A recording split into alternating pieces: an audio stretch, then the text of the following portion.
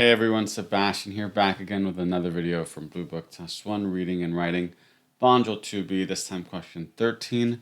Another command of evidence question, our last one, and it's another hard one, so let's see what makes it so hard.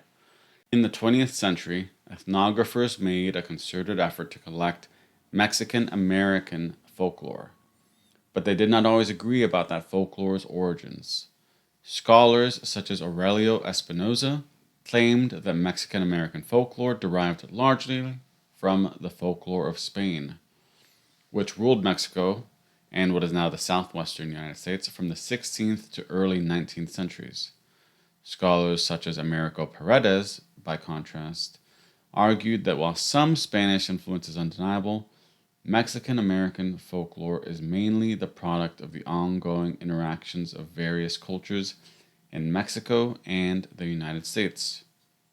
Which finding, if true, would most directly support Paredes' argument? Okay, so one thing that makes this a little harder than other ones, right, is that there's two arguments. There's Espinosa's claim and argument, right, about Mexican-American folklore deriving from Spain. And then there's Paredes' argument, which is in contrast to it, right, that argues that while Spanish influence is undeniable, it mainly derives from the culture of Mexico and the United States. And it's asking about Paredes' argument, so it's the second one. So what supports the second part, right? Is it A, the folklore that the ethnographers collected included several songs written in the form of a decima, a type of poem originating in late 16th century Spain?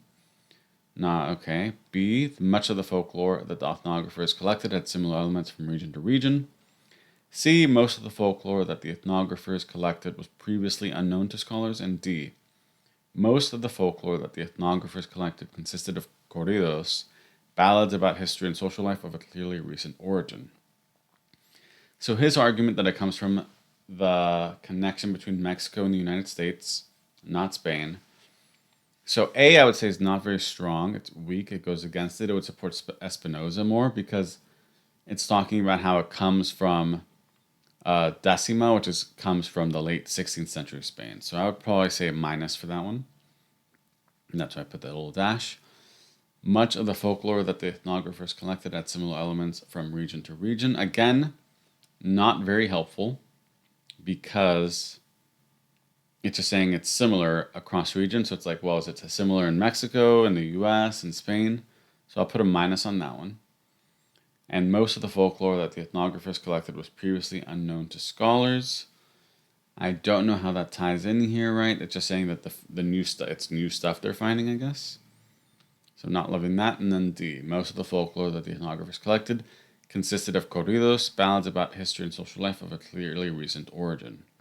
Okay, so again, none of these really seem to point to Mexico and the US, right? I'm going to eliminate A because that one points to Spain specifically.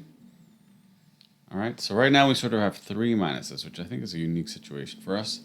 But you want to think, how do things tie in? And let's go back, and they do talk about a timeline, right?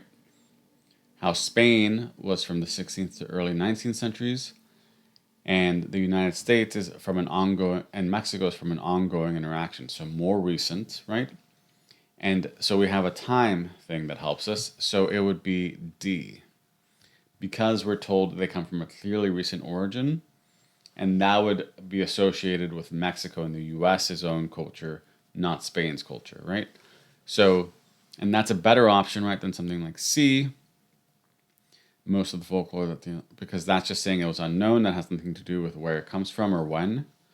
And then it's also not B, because B is just saying they're similar from region to region. Okay, so D is our best option here, and you want to see how they trick us here, right? Because the answer doesn't actually mention a region or a country, right? But it mentions a time period, and in the passage they talked about how Spain was from the past, and the US and Mexico is from the present. So this is the best option here. Maybe it's not the greatest option we've ever seen on all the tests. Maybe it doesn't feel super strong, but it's definitely stronger than A through C, right? So not too bad a question, even though it's hard, right? You just want to focus on what it's asking and what it's telling us, and try to block out things you already know, right? And if you do that and break it down and keep track of which argument we're following, it won't be too bad at all. So let me know if you did this one a different way, if you found this one hard, if you found it easy.